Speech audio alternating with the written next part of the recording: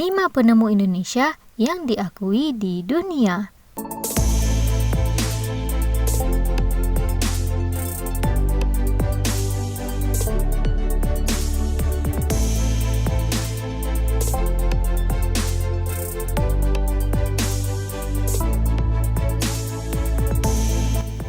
Kita mungkin telah mengenal ada banyak ilmuwan di dunia ini yang temuannya telah mengubah dunia.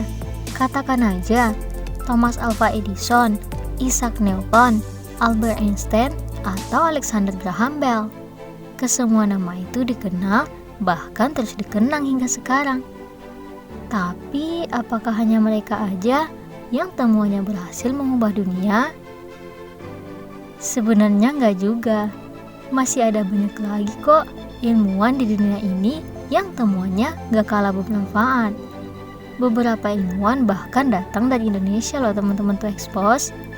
Kamu tahu nggak? Tanpa kita sadari, beberapa hal yang digunakan sehari-hari ternyata ditemukan oleh orang Indonesia loh. Walaupun banyak yang nggak mengetahui, namun dunia internasional mengenal mereka. Berikut kami sudah merangkumnya dalam 5 penemu Indonesia yang diakui di dunia. Profesor Dr. Khairul Anwar. Banyak yang beranggapan jaringan 4G ditemukan oleh orang Jepang. Namun, tahukah kamu bahwa sebenarnya jaringan ini ditemukan oleh orang Indonesia yang bernama Profesor Dr. Khairul Anwar? Lahir di Kediri, Jawa Timur, Profesor Khairul Anwar adalah ilmuwan yang aktif di Jepang setelah lulus dari Teknik Elektro Institut Teknologi Bandung. Ia melanjutkan pendidikannya di Institute of Science Technology di Jepang. Tahun 2010, Profesor Khairul Anwar menemukan konsep dual phase Fourier transform yang kemudian menjadi standar internasional Telecommunication Union. Menggunakan metode tersebut, pengiriman data memakan waktu lebih singkat. Temuan Profesor Khairul Anwar juga mampu menyelesaikan permasalahan komunikasi di kota-kota besar karena adanya gedung pencakar langit maupun di daerah pegunungan. Teknologi tersebut memenangkan penghargaan Best Paper pada Institute of Electrical and Electronic Engineering Technology Conference di tahun 2010. Hingga saat ini Profesor Khairul Anwar telah memiliki 3 paten dalam dunia telekomunikasi. Temuannya yang telah dipatenkan tersebut digunakan oleh perusahaan elektronik besar di Jepang dan Cina. Dr. Yogi Ahmad Erlangga. Pria yang berasal dari Tasikmalaya, Jawa Barat ini dikenal dunia karena berhasil memecahkan persamaan Helmholtz yang digunakan untuk pencairan minyak bumi. Sarjana cum laude ilmu aeronautika di ITB dan S2 matematika terapan ini melanjutkan S3-nya di kampus Delft University of Technology di Belanda. Ia tertantang oleh perusahaan minyak Shell yang minta bantuan memecahkan rumus Helmholtz. Setelah mengadakan riset yang dibiayai Shell, akhirnya rumus itu mampu dipecahkan oleh Dr. Yogi Ahmad Erlangga loh teman-teman To Expose. Banyak pakar yang menghindari penelitian untuk memecahkan rumus Helmholtz ini karena memang sangat sulit dan rumit, kata Yogi. Profesor Sediatmo. Lahir di Desa Karangpanan, Jawa Tengah pada 24 Oktober 1909, Profesor Sediatmo merupakan lulusan ITB dengan jurusan Teknik Sipil. Beliau dikenal dunia setelah mengembangkan sistem pondasi cakar ayam. Sistem ini diunggulkan karena mampu menopang beban di tanah yang lembek loh teman-teman To Expose.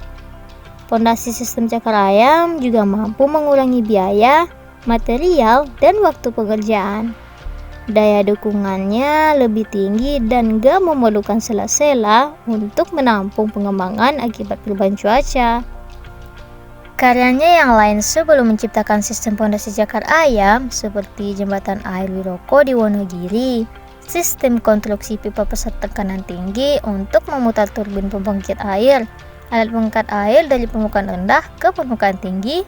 Selain itu, ia juga membuat sistem pembangunan jembatan Ontoseno yang menghasilkan jembatan apung di atas Sungai Kapuas dan Sungai Barito. Untuk mengenang jasa Profesor Setiatmo, namanya kemudian diabadikan sebagai nama jalan bebas hambatan dari Jakarta menuju Bandar Soekarno-Hatta. Profesor Muhammad Nur Huda menjadi seorang guru besar bidang ilmu fisika komputasi di Universitas Brawijaya Malang. Profesor Muhammad Nur Huda juga dikenal bukan dosen biasa. Hal ini dikarenakan inovasi dan lama beliau udah terdaftar di Direktorat Jenderal Hak Kekayaan Intelektual sebanyak 12 kali loh teman-teman tuh expose. Berhasil mengembangkan teknologi kompor biomasa yang dapat memanfaatkan hasil alam bahkan hingga olahan sampah sebagai bahan bakarnya. Memasak juga lebih efektif dan ramah lingkungan. Yang lebih membanggakan nih, kompor biomasa karya Muhammad Nur Huda telah diproduksi secara massal di berbagai negara loh teman-teman tuh expose. Melihat besarnya potensi teknologi yang diciptakan oleh Muhammad Nur Huda, sebuah perusahaan asal Norwegia, Primkokstov, kepincut dan akhirnya menjalin kerjasama untuk memproduksi kompor biomasa tersebut secara massal. Hasilnya, kini produk kompor biomasa karya Nur Huda sudah menggalang buana hingga beberapa negara, yakni India, Meksiko, Peru, Timor Leste, Kamboja, serta berbagai negara kawasan Afrika. Wah, keren bukan? Dr. Evi Kartini. Di Indonesia, teknologi tenaga nuklir masih menjadi hal yang asing. Namun, ternyata kita boleh berbangga. Sebab Indonesia justru memiliki seorang ahli yang prestasinya telah diakui dunia oleh teman-teman tuh expose.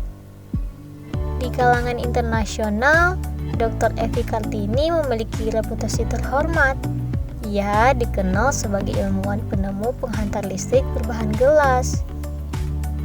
Bagi kebanyakan orang, gelas biasanya hanya dipergunakan sebagai barang pecah belah rumah tangga. Namun gak begitu bagi Dr. Evi Kartini. Karena itulah, saat mendapat kesempatan belajar di Jerman, ia mulai menjajaki penelitian terhadap material gelas. Saat itu, sarjana fisika lulusan Institut Teknologi Bandung itu magang di Hanmeinter Institute di Berlin, Jerman 1990. Sederet prestasi didapat saat Dr. Evi Kartini berada di Jerman, dan yang paling berkesan adalah saat terpilih sebagai wanita Asia pertama yang mengikuti program Hercules. Pada 1994, namanya mulai tercatat dalam jurnal penelitian internasional bergengsi seperti PCKB. Sejak itu, tawaran presentasi dan konferensi mengalir deras. Akhirnya, pada 1998 sampai 2000, namanya tercatat di 10 jurnal bergengsi sebagai peneliti utama di dunia. Keren gak tuh teman-teman tuh expose? Nah, itu dia 5 penemu Indonesia yang diakui dunia versi To Expose. Semoga informasi yang kami berikan dapat menambah wawasan dan semangat bagi teman-teman untuk terus berkarya dan juga memberikan kontribusi untuk kemajuan negeri tercinta yang teman-teman To Expose. Sekian episode To Expose kali ini.